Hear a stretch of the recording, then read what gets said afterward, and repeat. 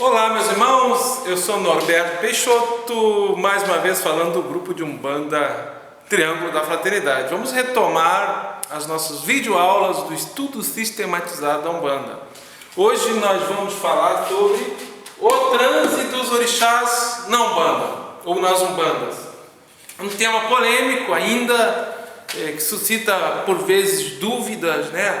Existe ou não existe o trânsito dos orixás na Umbanda? Se existe, como ele se dá? Vamos tentar entender isso um pouco sobre a perspectiva da Umbanda que nós praticamos no grupo de Umbanda Triângulo da Fraternidade, das nossas vivências. Temos que começar primeiro com o seguinte questionamento: o que é orixá? O que é orixá? Se nós pegarmos a literatura hoje disponível, por exemplo, dentro do contexto das religiões da diáspora africana, as religiões afro-brasileiras, os registros etnográficos da academia, de estudiosos e cientistas da religião, nós não vamos chegar no consenso do que é orixá. Da mesma forma, por dentro dos autores de Umbanda, por dentro da Umbanda, dos autores de Umbanda, também não chegaremos num conceito majoritário do que seja Umbanda. As próprias lideranças das religiões afro-brasileiras, da diáspora, estabelecida no Brasil, não existe um consenso. Para uns, orixá ainda é uma entidade, ou um ancestral ilustre, divinizado, né? Isso se dá principalmente em função de relatos de clarividência, de audiência, de lideranças ou sacerdotes, sacerdotisas da religião que enxergam, veem como entidade os orixás. Existe uma outra vertente, né? Uma outra interpretação que diz que o orixá ele se expressa através de forças da natureza, que seria oriundo do desdobramento do poder volitivo de Deus, né?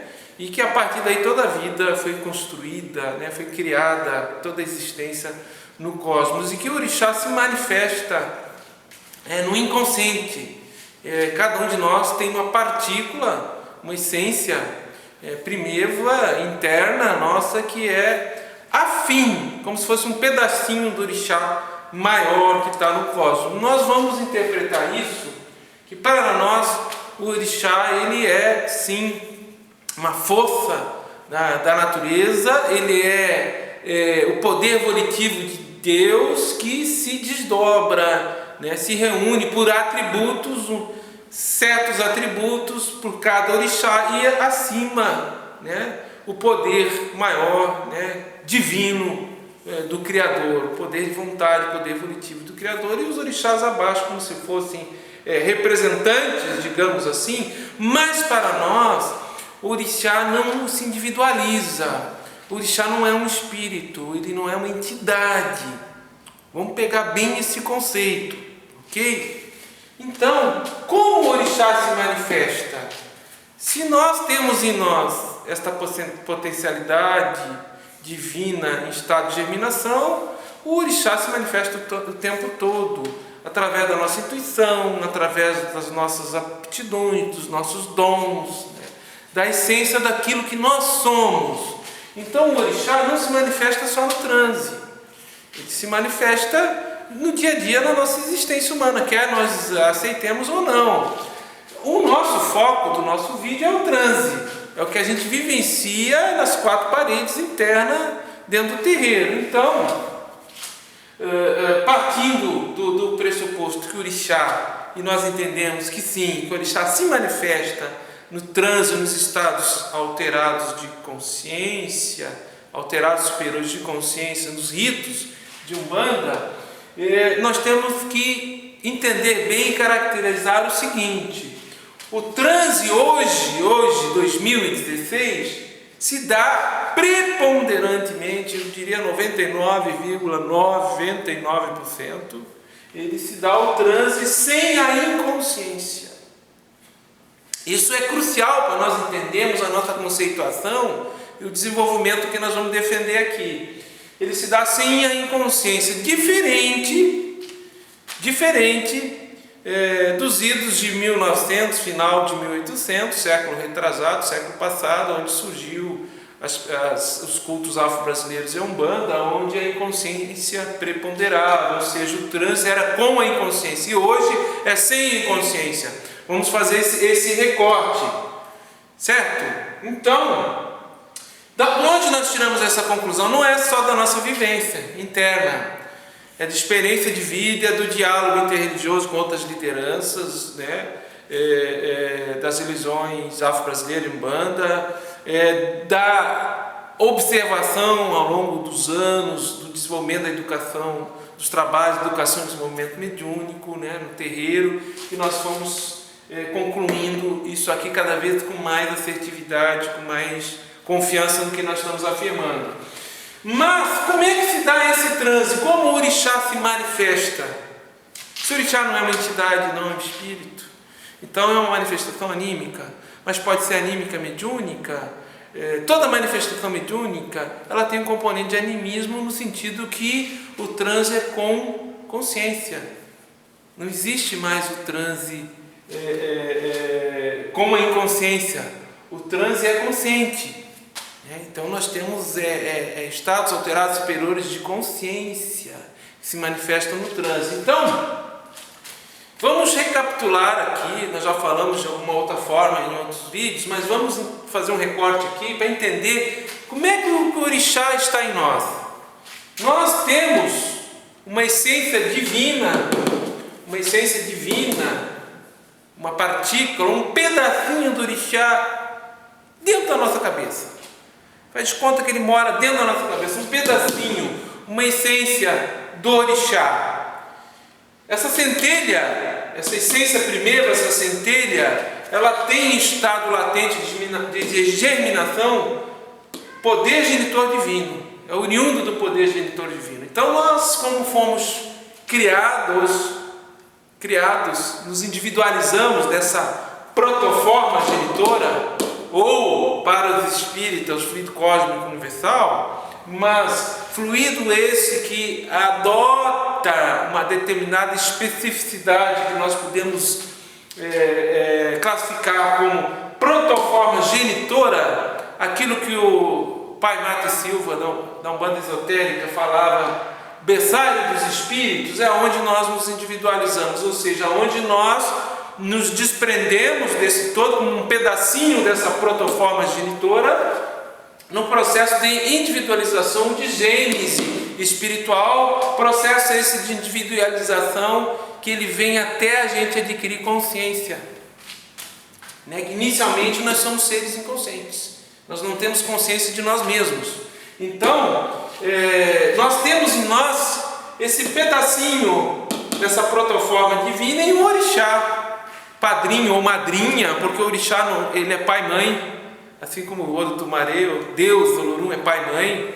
Teve um momento que nós nos desgarramos, nos soltamos, né? Essa essência primeira, essa centelha se soltou dessa protoforma divina, e no primeiro contato, né, nesse descenso vibratório, teve um orixá padrinho ou madrinha, que podemos chamar o nosso orixá ancestral. Então nós temos uma mônada espiritual, uma essência primeva, um pedacinho dessa protoforma genitora que tem a potencialidade dos orixás, que está no nosso inconsciente profundo, se manifesta através do nosso inconsciente profundo. Então, a cada encarnação, nós, no entorno dessa essência primeva, desse pedacinho, dessa protoforma genitora com a potencialidade de todos os orixás que tem dentro da nossa cabeça, se forma um envoltório vibratório que nós podemos chamar de Ori. Um envoltório vibratório que nós podemos chamar de Ori. Ori esse que está correlacionado com a nossa eleidade, que seriam os nossos anjos da guarda, se é que nós poderemos adotar essa nomenclatura, que é o nosso orixá de frente, o nosso orixá de junto, da esquerda à direita, de cima do embaixo. Então, a cada encarnação, nós temos que expressar através do nosso psiquismo e trabalhar o impulso volitivo de um orixá que ele está sensibilizado nesse envoltório vibratório da nossa uri, que ele é adjacente, né? Ele contém a nossa essência primeiro, a centelha, o nosso ipori, né? Ou a nossa mônada divina, né? O ponto mais central do nosso espírito, que em essência é simile à protoforma genitora, aquilo que Jesus dizia: vós sois deuses, não é verdade? Por que eu falei tudo isso? Para nós chegarmos aqui na questão do transe. Todos nós temos ori, todos nós temos esse envoltório vibratório, temos essa essência primeira orixá, mas nem todos vão ter uma coroa mediúnica, nem todos vão ter a tarefa, o compromisso de expressar essa potencialidade através dos estados alterados superiores de consciência. Aqueles que o tiverem, ele se dará o transe hoje sem a inconsciência. O transe é consciente com variações de lembrança durante o estado alterado e superior de consciência. Então, se o transe hoje ele se dá através, ele é consciente, e se ele é consciente, ele tem ligação com o nosso inconsciente. A nossa consciência não se expressa se ela não tiver ligada esse trânsito, esse fluxo de impulsos, de informações, de insights que se dá através do nosso inconsciente. É como se fosse, imaginemos o seguinte: quando a gente entra em transe, é como se nós pegássemos um aplicativo, um software, e rodasse esse software no computador.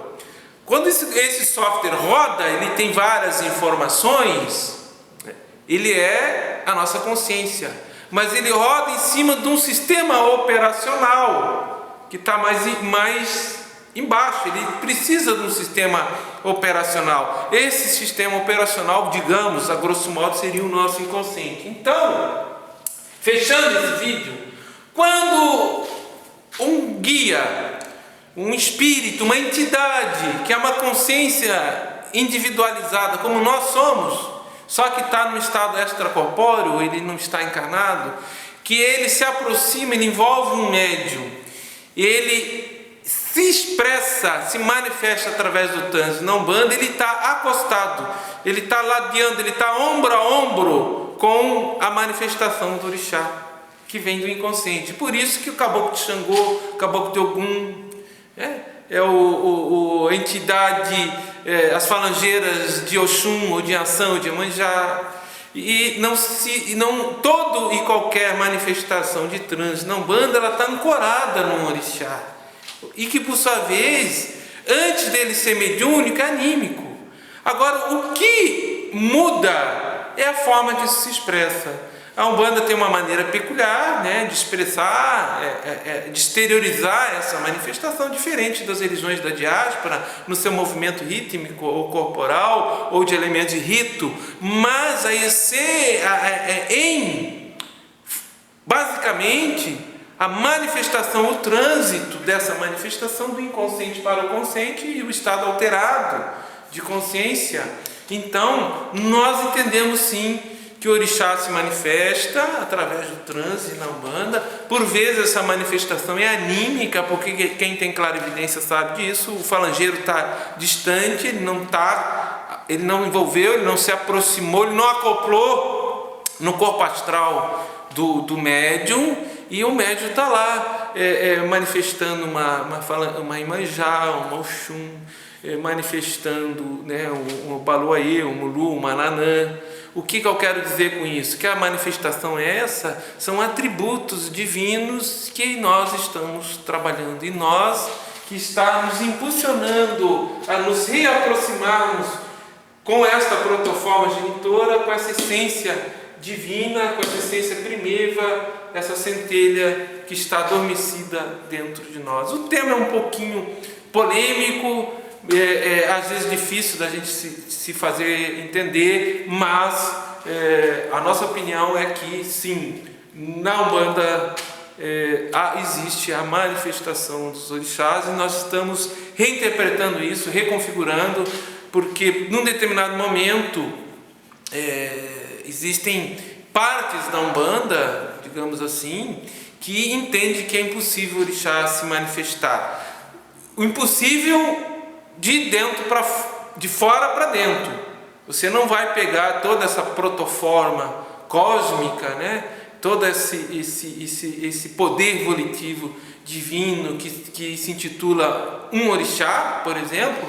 Você não tem capacidade anímica, psíquica, como se uma usina, uma lâmpada de 100 volts fosse canalizar uma usina de 2000 volts. Mas, animicamente, de dentro para fora, nós temos sim essa potencialidade, esse pedacinho do orixá que se expressa. E a maneira de se expressar é através do que nós entendemos, através de palavras, de ritmos, de vibrações, de movimentos que se dão através dos transes ou estados alterados de consciência, com o falangeiro junto ou sem o falangeiro, sempre ancorado, guardado, né? Ombreando, ladeando, junto com o orixá. Eu sou Norberto Peixoto, espero ter esclarecido um pouco esse assunto. Muito obrigado, até a próxima oportunidade, meu irmão.